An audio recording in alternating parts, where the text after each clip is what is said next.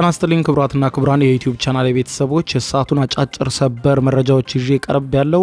የመጀመሪያው መረጃ የሶማሌላንድ የሀገርነት እውቅና መሰጠቱን ተከትሎ ላለፉት 3 ቀናት ዝምታን መርጣ የቆየችው ኤርትራ ዝምታዋን ሰብራ በጉዳዩ ዙሪያ ያላትን አቋም አስታውቃለች። ኤርትራ በሶማሌላንድ ጉዳይ ምን አለች የምታደምጡት ሲሆን የተባበሩት መንግስታት ድርጅትም አስቸኳይ ስብሰባ በዛሬው ዕለት ጠርቷል።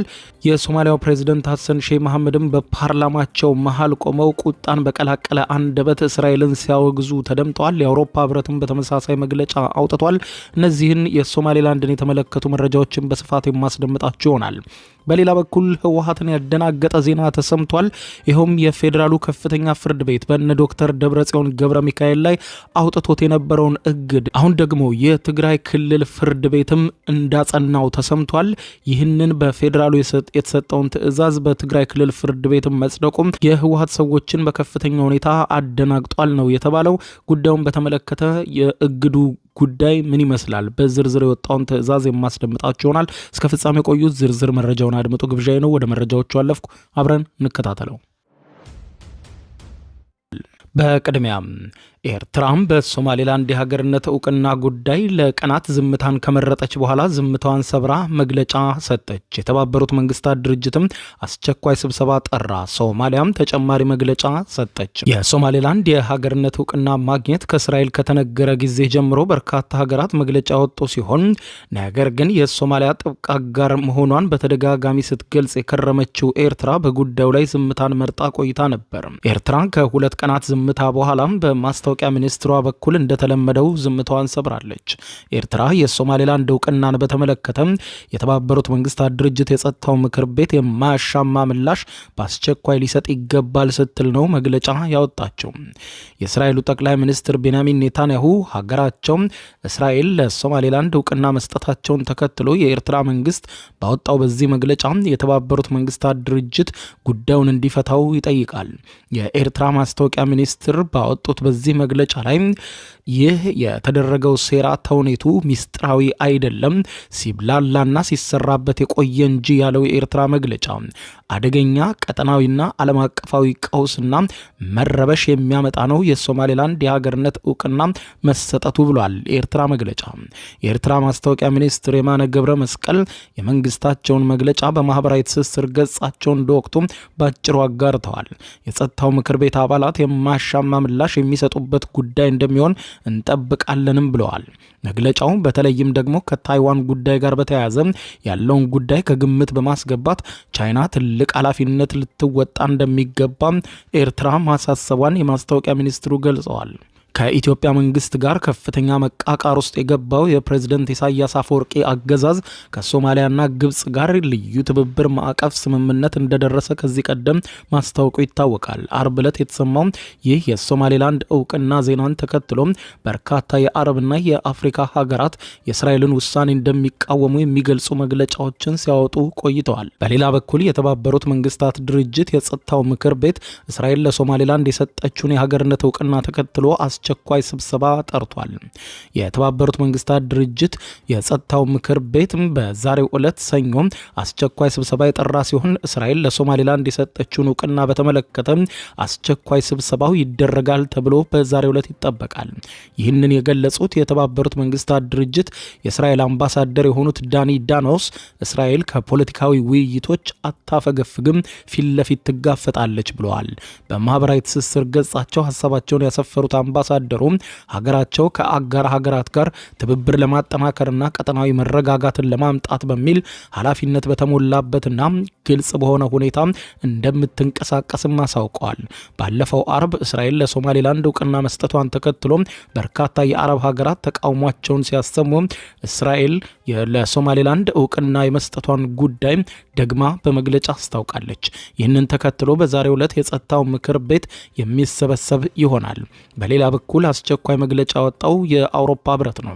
የአውሮፓ ህብረት ከሶማሊያ ጎን መቆሙን ገልጾ የሶማሊያን ሉዓላዊነትና የግዛት አንድነት እንዲከበር ሲል ጠይቋል። ህብረቱ በቃል አቀባዩ በኩል በለቀቀው አጭር መግለጫ የሶማሊያ ህገ መንግስት የአፍሪካ ህብረትና የተባበሩት መንግስታት ድርጅት ቻርተሮችን ተንተርሶ የሶማሊያ ሉዓላዊነት መከበር አለበት ሲል ገልጿል። ይህም ለመላው የአፍሪካ ቀንድ ሰላምና መረጋጋት ወሳኝ ነው ይላል የህብረቱ መግለጫ። የአውሮፓ ህብረት በሶማሌላንድና በሶማሊያ መንግስት መካከል ያለውን ለረጅም ዓመታት የዘለቀ ልዩነት ለመፍታት ፍሬያማ የሆነ ውይይት እንዲደረግ እናበረታታለን ያለው የአውሮፓ ህብረት በአጭሩ መግለጫው። በዚህ እንዳለ የሶማሊያው ፕሬዝዳንት ሐሰን ሼህ መሐመድ ቁጣ የተገላቀለበት መግለጫ በፓርላማቸው ፊት ቆሞ አሰምተዋል። ሐሰን ሼህ መሐመድ እስራኤል ራሷን ለቻለችው ሶማሌላንድ የሰጠችው እውቅና ግልጽ ወረራ ሲሉ ያወገዙት ሲሆን ይህ እርምጃም በሌሎች አካባቢዎች የነጻነት ንቅናቄዎች ሊቀሰቀስ እንደሚችልም አስጠንቅቀዋል። በትናንትናው ዕለት እሁድ በፓርላማቸው አስቸኳይ ስብሰባ ጠርተው ንግግር ያደረጉት ፕሬዝዳንቱ ቁጣ በቀለቀለ ድምጽ እስራኤልን ሲያወግዙ ታይተዋል። የእስራኤሉ ጠቅላይ ሚኒስትር ቤንያሚን ኔታንያሁ በሶማሊያ ታሪክ የሀገራችንን ሉዓላዊነት በመድፈር ትልቅ በደል በሀገራችን ሶማሊያ ላይ ፈጽመዋል ሲሉም ተደምጠዋል። ጠላት በማለትም እስራኤልን ሲጠሯት ተደምጠዋል። ፕሬዝዳንት ሐሰን ሼህ መሐመድ የሶማሊያ ህዝብ በአስቸኳይ ተረጋግቶ የሀገሩን አንድነትና ነጻነትን ከዚህ ወረራ እንዲከላከል አበረታታለሁ፣ እንነሳ፣ ሀገራችንን የምንከላከልበት ብቸኛው ጊዜ አሁን ነው ብለዋል። ሶማሊያው ፕሬዝዳንት ሐሰን ሼህ መሐመድ ህዝቡን ሲያነሳሱ አያይዘውም ኔታንያሁ የመካከለኛው ምስራቅ ግጭትን ወደ ሶማሊያ ለማምጣት እየሞከረ ነው ሲሉ ከሰው ሀገራቸው ሶማሊያ ሌሎች ሀገራትን ለማጥቃት እንደ ወታደራዊ ቤዝነት እንደማይገለገሉባትና እስራኤልም በምድራቸው ሶማሊያ ላይ ምንም አይነት የጦር ቤዝ እንድትመሰርት እንደማይፈቅዱም ገልጸዋል። የሶማሊያ የህግ መወሰኛው ምክር ቤት አባላትም የእስራኤልን እውቅና መስጠት ከንቱና ተቀባይነት የሌለው ሲል ያወገዘ ሲሆን በሙሉ ድምፅ ውድቅ እንዳደረገው ገልጿል። ውሳኔው የሶማሊያን ሉዓላዊነት የሚጋፉ ግለሰቦችም ሆኑ ተቋማት በሀገሪቱ ህግና በዓለም አቀፍ ህግ ተጠያቂ እንደሚሆኑ ያስጠነቀቁ ሲሆን መንግስት ጉዳዩን ወደ ተባበሩት መንግስታት ድርጅት፣ የአፍሪካ ህብረትና የአረብ ሊግ እንደወሰደው መመሪያ ተሰጥቷል። የእስራኤል ጠቅላይ ሚኒስትር ቤንያሚን ኔታንያሁ አርብ ዕለት ከሶማሌላንድ ጋር ሙሉ ዲፕሎማሲያዊ ግንኙነት መመስረታቸውን ማወጃቸውን ተከትሎ በአሜሪካ አደራዳሪነት ከተደረሰው የአብርሃም ስምምነት መንፈስ ጋር የሚጣጣም ነው ብለውታል። በዚህም እስራኤል ላለፉት 3 አስርት ዓመታት በዓለም አቀፍ ተቀባይነት ስትሻ ለነበረችው ሶማሌላንድ እውቅና የሰጠች የመጀመሪያዋ የተባበሩት መንግስታት ድርጅት አባል ሀገር ሆና ተመዝግባለች። የሶማሌላንድ ፕሬዝዳንት አብዱራህማን መሐመድ አብዱላሂ ሲሮም በበኩላቸው የእስራኤል እውቅና መስጠት ለጎረቤት ሀገራት ስጋት ወይም የጠላትነት ተግባር አይደለም ብለዋል። የእስራኤል ውሳኔ ዓለም አቀፍ ቁጣን መቀስቀሱ እየተነገረ ሲሆን 21 የአረብ ሀገራትና የአፍሪካ ሀገራት እንዲሁም የእስልምና ትብብር ድርጅት ኦአይሲ ድርጊቱን የዓለም አቀፍ ሕግ ጥሰት ሲሉ አውግዘውታል። የኬንያ፣ ዩጋንዳ፣ ታንዛኒያ፣ ጅቡቲ መሪዎች ለሶማሊያው ፕሬዝዳንት በመደወል የሀገሪቱን ሉዓላዊነት እንደሚደግፉ አረጋግጠዋል። ኤርትራም በጉዳዩ ላይ ያላትን አቋም ከታይዋንና ከቻይና ጋር በማገናኘት በመግለጫዋ አስታውቃለች። የተባበሩት መንግስታት ድርጅት የጸጥታው ምክር ቤት በዛሬው ዕለት ሰኞ በጉዳዩ ላይ መክሮ ውሳኔ ያሳውቃል ተብሎ ይጠበቃል። ሌላ ዜና በነ ዶክተር ደብረጽዮን ገብረ ሚካኤልና በሜጀር ጀነራል ክንፈ ዳኘው ላይ የፌዴራሉ ፍርድ ቤት የሰጠው ትዕዛዝ በትግራይ ክልል ፍርድ ቤት መጽደቁ ተሰማ። ውሳኔውን ተከትሎ እነ ዶክተር ደብረጽዮን መደናገጣቸው ተነግሯል። የፌዴራሉ ጠቅላይ ፍርድ ቤት የቀድሞው የትግራይ ክልል ፕሬዝዳንት ዶክተር ደብረጽዮን ገብረ ሚካኤል፣ የሜቴክ የቀድሞ ኃላፊ ሜጀር ጀነራል ክንፈ ዳኘው፣ አዲስ ዓለም ባሌማን ጨምሮ 13 ግለሰቦችን የትግራይ መልሶ ማቋቋም ኢንዶመንት ፈንድ የሆነው ኤፈርቱን ወክለው ከዚህ በኋላ እንዳይንቀሳቀሱ በፌዴራሉ የሰጠውን እግድ በትግራይ ክልል ፍርድ ቤትም ጸድቋል።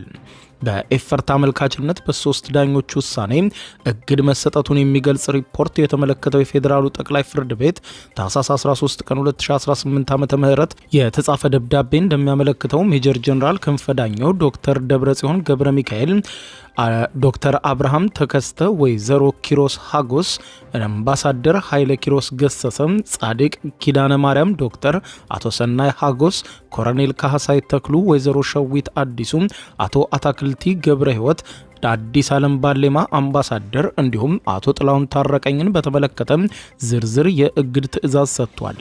የእግዱ ትዕዛዙ እንደሚያመለክተው ከሆነ ታህሳስ 3 ቀን 2018 ዓ.ም በክስ መዝገቡ ላይ እግድ ከተሰጠ በኋላ አመልካቾች ኤፈርት ታህሳስ 10 ቀን 2018 ዓ.ም በጻፈው የእግድ ትዕዛዝ የተጠሪዎች ስም ዝርዝር ባለመጻፉና ቃለ ጉባኤዎችም በግልጽ ስላልተገለጹ እንዲሁም ለክልሉ ከፍተኛው ፍርድ ቤት ትዕዛዙን እንዲያስፈጽም ይጻፍልን በማለታቸው የትግራይ ፍትህ ቢሮ ከፍ ብሎ በተመለከተው መሰረት እንዲብራራለት ታህሳስ 8 ቀን 2018 ዓመተ ምህረት በጻፈው ደብዳቤ በመጠየቁ የፌዴራል ጠቅላይ ፍርድ ቤት ትዕዛዝ ማስተላለፉም ተሰምቷል። በትዕዛዙ የተጠቀሱት ቃለ ጉባኤዎች የመጀመሪያው የካቲት 8 እና 9 2017 ዓመተ ምህረት በተካሄደ የኤፈርት ምክር ቤት ጉባኤ በትግራይ ክልል ፍትህ ቢሮ የሰነዶች ምዝገባ ማረጋገጫ ሰኔ 12 ቀን 2017 ዓመተ ምህረት የጸደቀው ቃለ ጉባኤን በማስከተልም በምክር ቤቱ ጉባኤ የካቲት 14 ቀን 2017 ዓ.ም የተደረገ ቅድሚያ ከተሰጠው ጋር በተመሳሳይ ቁጥር ሰኔ 12 ቀን 2017 ዓ.ም የጸደቀ የባላደራ ቦርድ ቃለ ጉባኤ ይገኙበታል። ሶስተኛው ደግሞ በምክር ቤቱ ጉባኤ መሰረት የካቲት 19 ቀን 2017 ዓ.ም የተደረገና በተመሳሳይ ቁጥር በክልሉ ፍትህ ቢሮ የሰነዶች ምዝገባ ማረጋገጫ ዳይሬክቶሬት ሰኔ 12 ቀን 2017 ዓ.ም የጸደቀ የባላደራ ቃለ ጉባኤ እንዳይፈጸሙ ታግደው እንዲቆዩ የተሰጠው ትዕዛዝ እንዳይነሳ ታዟል። የፌዴራሉ ጠቅላይ ፍርድ ቤት ትዕዛዙ በትግራይ ክልል መቀሌ ከተማ ከፍተኛ ፍርድ ቤት በኩል እንዲፈጸም ለፍርድ ቤቱ ደብዳቤ እንዲጻፍ ትዕዛዝ በማስተላለፍ መዝገቡን ለመመርመር ለየካቲት 26 ቀን 2018 ዓ.ም ቀጠሮ መስጠቱም ተመልክቷል። በፌዴራሉ ጠቅላይ ፍርድ ቤት ሬጅስትራል መሰረት አምባው ተፈርሞና ማህተብ አርፎበት ለትግራይ ክልል መቀሌ ከፍተኛ ፍርድ ቤት ታህሳስ 14 ቀን 2018 ዓመተ ምህረት ወጪ የተደረገው ደብዳቤው በአመልካቾች ኤፈርትና በ13ቱ ተጠሪዎች መካከል ስላለው አስተዳደራዊ ክርክር ጉዳይ የፌዴራሉ ጠቅላይ ፍርድ ቤት ሶስተኛ ሰበር አጣሪ ችሎት ታህሳስ 4 ቀን 2018 ዓመተ ምህረት የሰጠውን እግድ ትክክለኛ ግልባጭ ከመሸኛ ጋር አያይዞ መላኩም ተመልክቷል። ይህንን ተከትሎ ታዲያ እግዱ በትግራይ ክልል አሁን ላይ እንዲጸና ተደርጓል። ይህ እግድ መጽደቁ ታዲያ የህወሓት ኃይሎችን በከፍተኛ ሁኔታ እንዳስደነገጣቸው ተመልክቷል። የዩቲዩብ የስኬት ሚስጥሮችን በዝርዝር የያዘው የአቤል ብርሃኑ የወይኗ ልጅ መጽሐፍ ሁለተኛ እትም በገበያ ላይ። ዩቲዩብ ለመጀመር በአጭር ጊዜ ስኬትን ለመቀዳጀት አስበዋል?